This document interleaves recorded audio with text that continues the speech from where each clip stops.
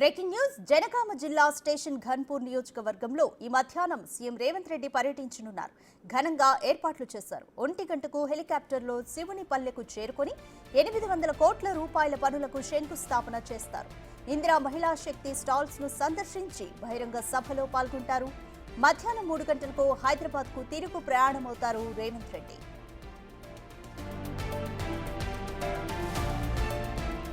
ముఖ్యమంత్రి రేవంత్ రెడ్డి పర్యటనకు ఘనంగా ఏర్పాట్లు చేశారు. ఆ డీటెయిల్స్ మా ప్రతినిధి వేణు అందిస్తారు.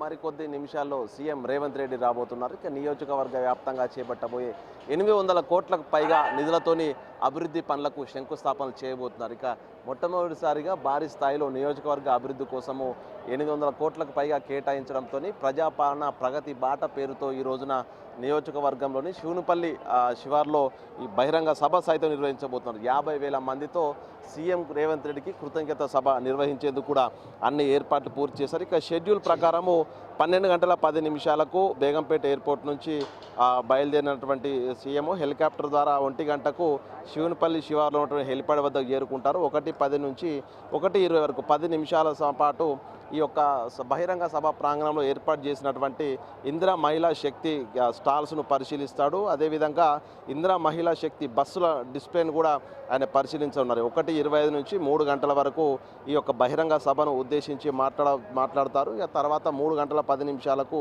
ప్రత్యేక హెలికాప్టర్లతో తిరిగి హైదరాబాద్కు పయనం కాబోతున్నారు. ఇక ఈ యొక్క బహిరంగ సభ నేపథ్యంలో కూడా దాదాపుగా 1200 మంది పోలీసులతో భారీ బందోబస్తు కొనసాగుతుంది. ఇక సభా వేదికకు ఎడమ వైపున ఇందిరా శక్తి స్టాల్స్ ఏర్పాటు చేశారు. అందులో మహిళలకు సంబంధించినటువంటి ఆ స్టాల్స్ పరిశీలన 10 నిమిషాల పాటు ఉండబోతుంది. మహిళా సంఘాల ప్రతినిధులతో కూడా సీఎం రేవంత్ రెడ్డి మాట్లాడి వారికి సంబంధించి గత కొద్ది రోజుల నుంచి మహిళల కోసం ప్రత్యేకంగా ఇస్తున్నటువంటి ఏర్పాట్లపై కూడా మాట్లాడి వాళ్ళ సలహాలు కూడా తీసుకున్నారు. ఆ తర్వాత దాదాపు గంటకు పైగా బహిరంగ సభలో పాల్గొని ప్రసంగం చేయనున్నారు.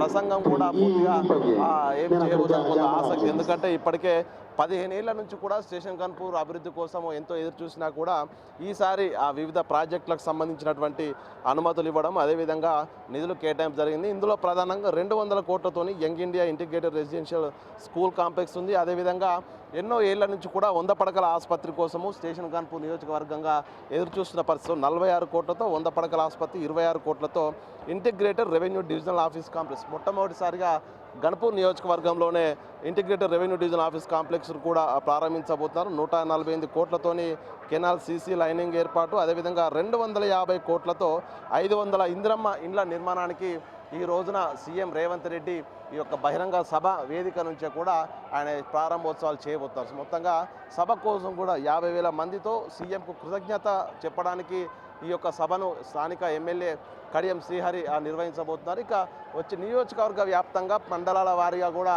వచ్చేటువంటి ప్రజలకు కూర్చునే విధంగా కూడా అన్ని ఏర్పాట్లు పూర్తి చేశారు. ఇక శివునిపల్లి శివారు ఉన్నటువంటి ఈ ప్రాంగణం అంతా కూడా పూర్తిగా అటు వీక్షకులు చూడడానికి కూడా పూర్తి స్థాయి లోపల LED తెరలు కూడా ఏర్పాటు చేశారు. మొత్తంగా సభను విజయవంతం చేస్తాము. ఈ స్థాయిలో మొట్టమొదటిసారిగా చరిత్రలో ఎన్నడూ లేని విధంగా దాదాపు 800 కోట్ల రూపాయల నిధులు కేటాయించడము, కీలకమైనటువంటి పనులకు ఈసారి ప్రారంభోత్సవం జరుగుతుండడంతో కూడా నియోజకవర్గ వ్యాప్తంగా ప్రజల నుంచి కూడా తీవ్ర హర్షాతిరేకాలు అయితే వ్యక్తమవుతున్న పరిస్థితి. ఇక స్థానిక సంస్థల ఎన్నికల వేళ కూడా ఈ బహిరంగ సభ నిర్వహించడం, వరంగల్ గడ్డ నుంచి సీఎం దాదాపుగా గంట సేపు ఈ యొక్క సమావేశంలో పాల్గొన్న నేపథ్యంలో కూడా ఏం మాట్లాడబోతారనేటువంటి ఉత్కంఠ కూడా కొనసాగుతుంది. ఇప్పటికే 5,500 పైగా కోట్లకు సంబంధించిన నిధులు వరంగల్ జిల్లా అభివృద్ధి కోసం కేటాయించిన నేపథ్యం లోపల మరిన్ని వరాలు అటు స్టేషన్ ఘన్పూర్ నియోజకవర్గానికి, అదేవిధంగా వరంగల్ జిల్లాకు ఈ సభా వేదిక నుంచి సీఎం ప్రకటించే అవకాశం కనిపిస్తూ ఉంది. గత కొన్నేళ్ల నుంచి దశాబ్దాల కాలంగా